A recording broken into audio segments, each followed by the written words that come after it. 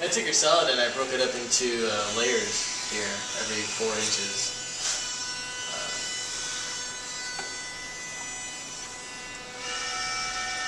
And this helped also plan out, you know, the lengths of wood, how to glue it together. Then that gets exported into its own, you know, separate part file.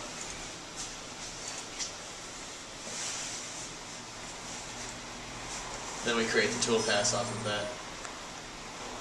So you can see in here there's 2 little holes that'll be machined in the top when it's done. That'll help locate it when we flip it on the table. So this is what it's running right now. Just a series of lines, basically back and forth, just to remove as much material quickly. It actually follows the curve. It's like a series of contours. Mm-hmm. Yeah, so it's much smoother and than just going back and forth. We have a variety of different strategies we can employ with this, but that's sort of the best one for this material and for that shape. So if you actually, it's easier to see if you kind of tilt it up this way, how it goes up and down and around the form. Yeah, basically what happens is this gets posted to an output file, and it's just a text file. And so it gives a series of commands and coordinates. And so if it's doing an arc, it has an arc command, or if it's doing a line, it's got a linear function to go from here to there. And so it just does that. It outputs it into something our machine can read. And it has different post-processors for a lot of different types of machines. And so then another computer kind of similar to this is just running that machine back there. Reading that code. Yeah, and then there's, I mean, lines upon lines upon lines. A few 100,000 lines of code to get you there. But I mean, it's just a series of coordinates. M3 is moving, you know, 3 dimensions to this X, Y, Z point. So.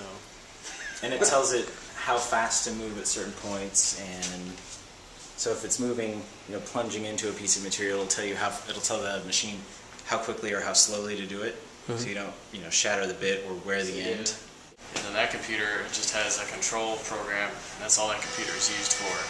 So you load this file, and then that control software reads each line of code, and it sends a signal out to the control box, which then converts that signal into telling each motor how far to turn, what direction.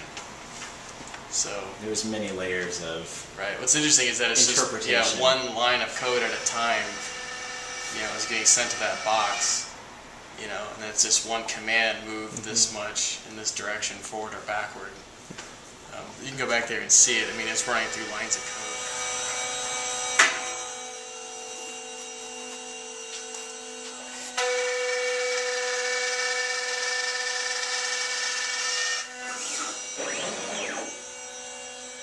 Slowly flips through the lines.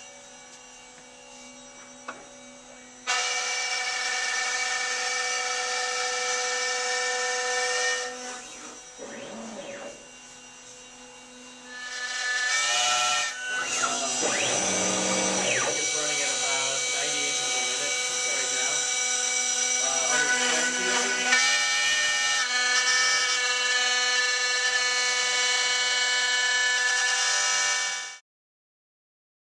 People always talk about digital fabrication. When like William Massey was here in town and gave a lecture, and he was talking about that, and there's always that sort of element that always gets left out, is they don't talk about all the finishing work still gets done by hand. It's still old-fashioned, but you know, they haven't made machines to do it yet.